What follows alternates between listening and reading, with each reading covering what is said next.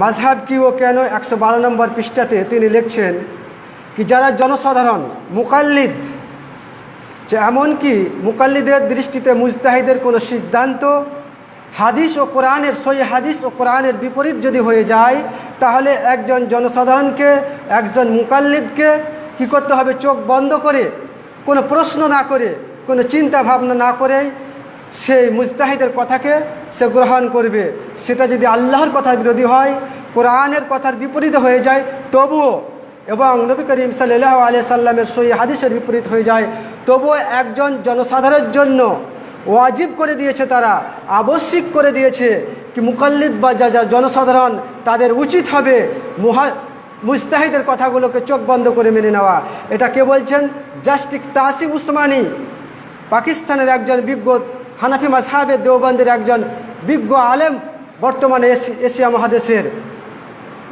তার কথা মোতাবেক আল্লাহর কথার, যিনি আমাদের রব, যিনি আমাদেরকে সৃষ্টি করলেন, তার কথার কোনো প্রাধান্য নাই, আল্লাহর কথার কোনো প্রাধান্য নাই।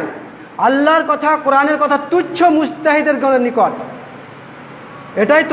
এটাই বুঝায় কি মুজতাহিদের কথা যদি কোরআন ও হাদিসের বিপরীত হয়ে যায়, একজন জনসাধারণের জন্য, একজন মুকাল্লিদের জন্য আবশ্যিক হচ্ছে, ওয়াজিব হচ্ছে চোখ বন্ধ করে মুজতাহিদের কথাকে গ্রহণ করবে।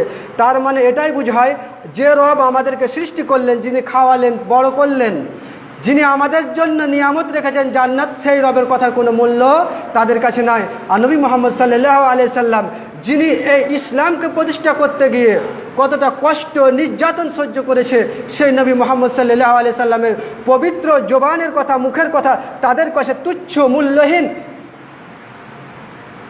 এই জন্য তারা এই কথা বলতে পেরেছেন কি কোনো মুকাল্লিদের জন্য জায়েজই নয় কোরআন ও হাদিসকে মানবে, তার জন্য জায়েজ হচ্ছে মুজতাহিদের কথাকে গ্রহণ করা। এ কথা আছে মাযহাব কি ও কেন 112 নম্বর পৃষ্ঠা। তেমনিভাবে